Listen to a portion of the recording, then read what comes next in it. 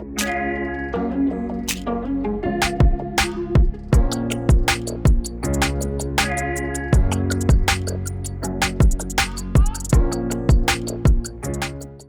malam, Eren duduk bersila di tempat tidur dan memasuki pelatihan lagi. Di dalam gua, dasar ilmunya sudah mencapai puncak cakra level 3. Setelah seharian penempaan, kondisinya hampir stabil. Saatnya untuk menerobos ke cakra level 4.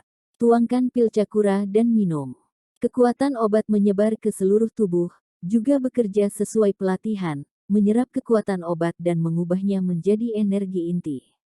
Setelah seminggu, kekuatan obat diubah menjadi energi inti dan kembali ke saluran cakra. Segera saluran cakra yang sudah jenuh mulai berubah. Setelah setengah jam, saluran cakra tiba-tiba lebih dari 2 kali lipat ukurannya. Energi inti dalam saluran cakra juga sudah menyelesaikan transformasinya, menjadi lebih murni. Pada saat yang sama, dengan menerobos alam, lautan kesadaran Eren juga sudah menghasilkan semacam reaksi berantai. Segera setelah itu, secercah kekuatan tak terlihat memecahkan belenggu lautan kesadaran dan memancar ke sekeliling. Kekuatan tak terlihat ini adalah insting unik dari dewa. Namun, perlu untuk masuk ke cakra level 4 baru bisa terlahir kembali. Segera, indera spiritual Eren menyelimuti seluruh rumah, membuat semua pemandangan di seluruh rumah muncul dengan jelas di benaknya. Umumnya, immortal pertama lahir dengan indera spiritual yang mencakup radius 1 meter hingga 10 meter, tetapi Eren sudah bereinkarnasi sebanyak 100 kali, spirit rohnya jauh melebihi immortal biasa. Oleh karena itu, begitu indera spiritual lahir, bisa mencakup radius lebih dari 1 kilometer. Fungsi indera spiritual sangat besar, selain digunakan untuk mendeteksi situasi musuh, dalam pertempuran, juga bisa melihat segala sesuatu yang ada di sekitarnya dalam pikiran kamu. Pada saat yang sama, indera spiritual juga merupakan kunci untuk mengendalikan senjata ajaib. Sebelumnya, Eren mengeluarkan 2 senjata ajaib dari gua, karena dibatasi pelatihannya, jadi tidak bisa digunakan, tetapi sekarang bisa digunakan. Tepat ketika Eren hendak mengambil kembali 2 senjata ajaib dari altar indera spiritual, dia menemukan hal yang menarik di rumah sebelah. Untuk sesaat, senyum main-main muncul di sudut mulutnya. Pikirannya berputar. Sosoknya melayang dari tempat tidur, seperti kilat melesat keluar jendela, seperti bulu, berkibar ringan ke rumah sebelah. Sekarang, di tanah di aula rumah, ada 2 pasangan paruh baya dengan piyama. Namun, mata Eren tertuju pada potret wanita yang tergantung di dinding ruang tamu. Dia berjalan perlahan ke ruang tamu dan berkata kepada wanita itu, "Keluarlah sendiri, atau aku harus tarik kamu keluar." Tidak ada gerakan. Eren menggelengkan kepalanya diam-diam. Ketika dia melambaikan tangannya, ada sosok bayangan, yang dia tarik keluar dari gambar wanita itu, kemudian jatuh di depannya, berubah menjadi seorang gadis muda dengan gaun putih. "Kamu, siapa kamu?" Wanita gaun putih itu menatap Eren dengan takut-takut. "Kenapa kamu ganggu pasangan ini?" Eren melirik pasangan paruh baya di tanah dan bertanya. Aku benar-benar bosan, jadi aku hanya ganggu mereka, tidak menyakiti mereka." Wanita berbaju putih itu berkata, tiba-tiba, dia memikirkan sesuatu, mengangkat kepalanya dengan tiba-tiba, menatap Eren dengan mata terbelalak. "Karena kamu bisa melihatku, bisakah kamu membantuku keluar dari sini? Kau ingin pergi dari sini?" Eren bertanya dengan setengah tersenyum. Wanita gaun putih mengangguk sedih. "Ya, aku terjebak di sini untuk waktu yang lama, sangat membosankan." Eren berkata lagi, "Aku bisa membantu kamu keluar, tetapi jika kamu pergi dari sini, dalam 10 hari, kamu akan hilang." "Mengapa?" Sedikit ketakutan melintas di mata wanita gaun putih itu. Eren berkata, "Apakah kamu mati di rumah ini? Bagaimana kamu tahu?" Eren melanjutkan, "Setelah seseorang meninggal, dia akan ditarik oleh 6 siklus reinkarnasi dan secara otomatis akan pergi ke neraka untuk melapor. Jika batas waktu terlampaui, jiwa akan benar-benar hilang. Tentu saja, ada pengecualian. Mereka yang mati dengan kebencian, setelah kematian masih terikat dengan dendam. Jika mereka masih tinggal di dunia, mereka akan berubah menjadi hantu. Kamu jelas tidak memiliki kebencian di tubuhmu. Alasan mengapa kamu bisa tinggal di dunia terutama karena gambar wanita itu. Gambar wanita itu adalah benda kuno yang sudah terlibat dengan energi spiritual dan mampu menyerap cakra. Selama bertahun-tahun, kamu sudah hidup di dalamnya, dipelihara oleh energi spiritual gambar wanita. Jika kamu pergi, tanpa cakra dari gambar wanita, kamu akan hilang, mengerti?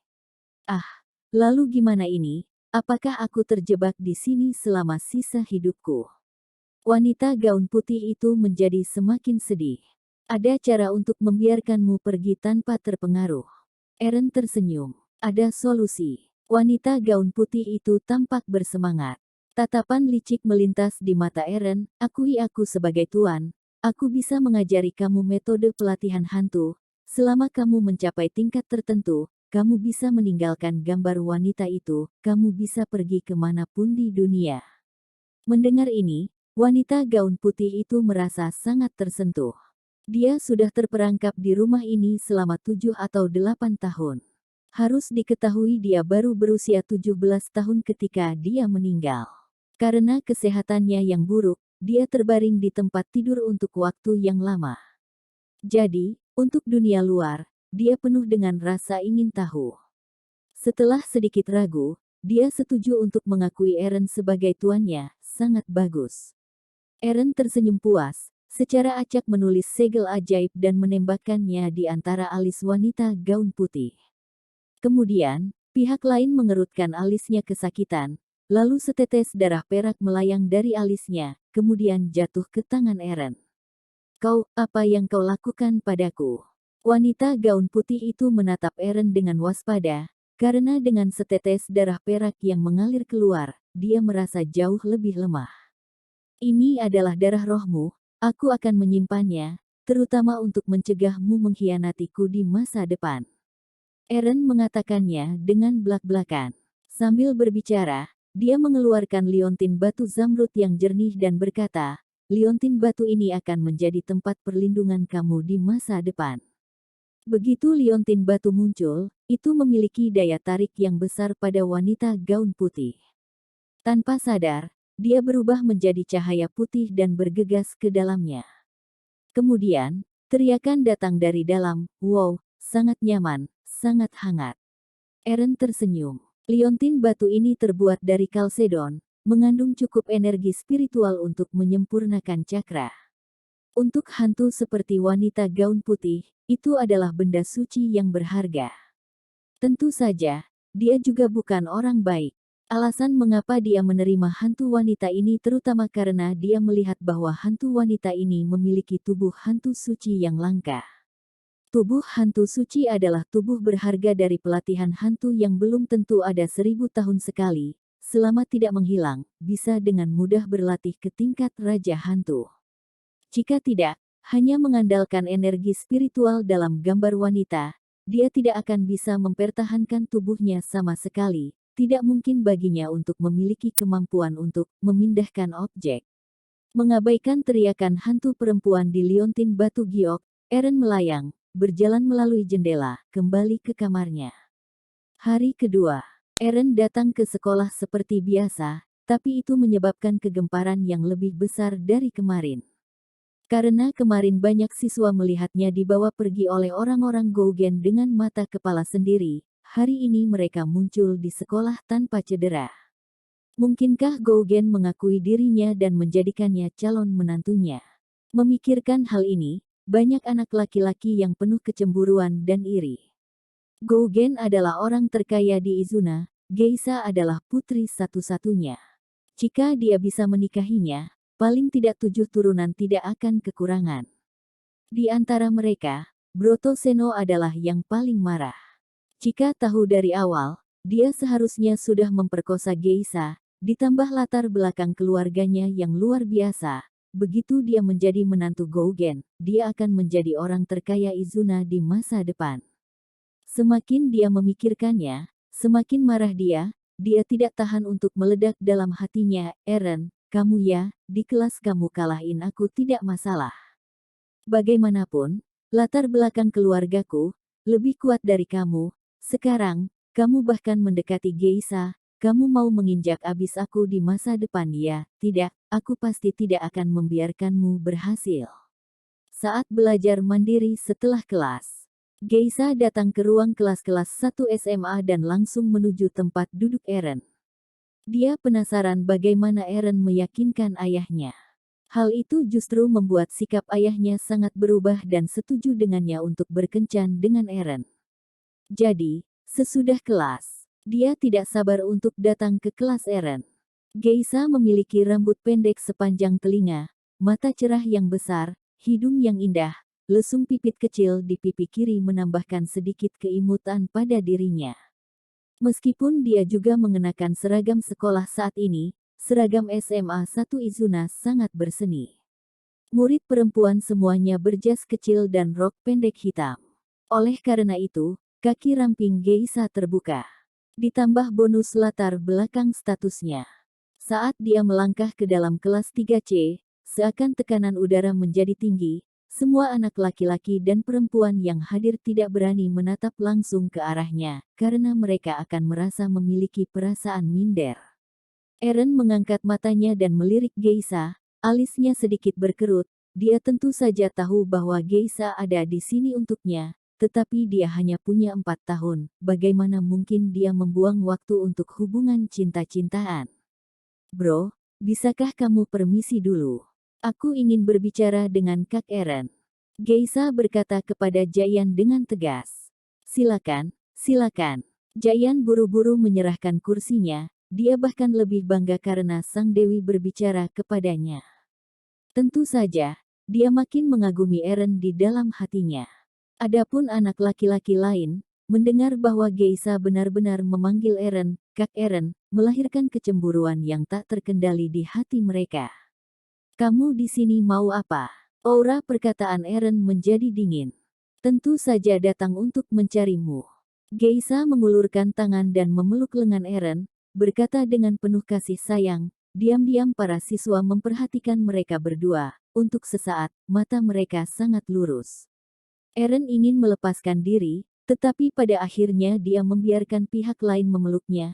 Tetapi kata-kata di mulutnya menjadi sedikit lebih tidak sabar, tidak ada urusan, jangan ganggu aku. Setelah sedikit jeda, dia menambahkan, lebih baik tidak datang kalau gak ada perlu. Mendengar ini, Geisha menjadi sedikit kesal, tetapi begitu matanya menoleh sekali, dia bersandar pada Eren, Kak Eren, kamu seperti aku sudah sampai situ, kamu gak bisa goda lalu buang. Berbicara sampai ini, mata Geisha dipenuhi dengan lapisan kabut samar, dia tampak seperti sedang menangis, yang sangat menyedihkan.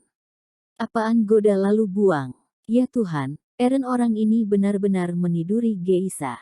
Dewi, Eren tidak menginginkanmu, tapi aku mau, kamu hamil sama orang lain juga tidak apa. Anak laki-laki yang tak terhitung jumlahnya berteriak dalam hati mereka. Adapun para gadis, ada sedikit lebih banyak penghinaan di mata mereka, meniduri orang dan tidak mau mengaku, mirip seperti bajingan. Pada saat ini, dengusan Eren yang tiba-tiba ini, di telinga siswa lain tidak ada efeknya, tetapi Geisha, yang mendengar dengusan itu terkejut, kekaguman yang dalam tiba-tiba muncul di hatinya. Tanpa sadar, dia berdiri di sana dengan wajah imut, seperti gadis kecil yang melakukan kesalahan. Pada saat ini, suara Eren terdengar lagi, ingat, kamu tidak boleh menggangguku tanpa izinku, pergi. Ya, ekspresi panik melintas di mata Geisha, dia segera berlari keluar dari kelas 3C. Melihat adegan ini, semua orang di kelas 3C tertegun untuk sementara waktu. Jayan tidak tahan untuk berkata, anjay, Kak Eren jagoan, benar-benar menjinakkan Geisha jadi sangat patuh. Segera, matanya menyala, dia mencondongkan tubuh ke sisi Eren, dengan datar berkata, Kak Eren, apakah kamu memiliki rahasia yang bisa kamu ajarkan kepada hamba? Hanya ada satu rahasia, kata Eren enteng. Segera, tidak hanya Jayan yang mengangkat telinganya, tetapi anak laki-laki lain juga tampaknya mendengarkan dengan seksama. Jika kamu bisa sehebat aku, gadis-gadis akan patuh padamu. Begitu kata ini keluar. Jaian, semua anak laki-laki. Kejadian ini menyebar ke seluruh sekolah dalam waktu kurang dari 2 mata pelajaran. Tak terhitung banyaknya anak laki-laki yang mengagumi Eren sedikit sambil cemburu. Siapa yang tidak tahu bahwa Geisha adalah iblis kecil yang terkenal dengan kepribadian yang licik, tidak tahu berapa banyak anak laki-laki yang sudah ditipu olehnya. Kemampuan untuk menjinakkan kucing liar menjadi kelinci putih membuat orang mengaguminya. Dan di kelas G, Geisha tampak bingung dan marah di saat yang sama. Dia tidak tahu mengapa dia begitu patuh pada Eren sebelumnya. Dia bahkan tidak punya waktu untuk bertanya hal yang paling dia pikirkan, yaitu berurusan dengan ayahnya. Eren, jangan berpikir ini bisa menundukkan aku, mari kita lihat. Siangnya, di ruangan sebuah restoran dekat sekolah, Jafar, yang sudah kekenyangan, mengambil tusuk gigi dan melihat Broto dengan bercanda berkata, "Tuan Muda Seno, ada urusan apa kamu ajak aku makan? Aku ingin kau membantuku." Wajah Broto tiba-tiba menjadi gelap. "Oh, Tuan Seno tolong bicara." Patahkan kedua kaki Eren. Wajah Broto memancarkan tatapan garang.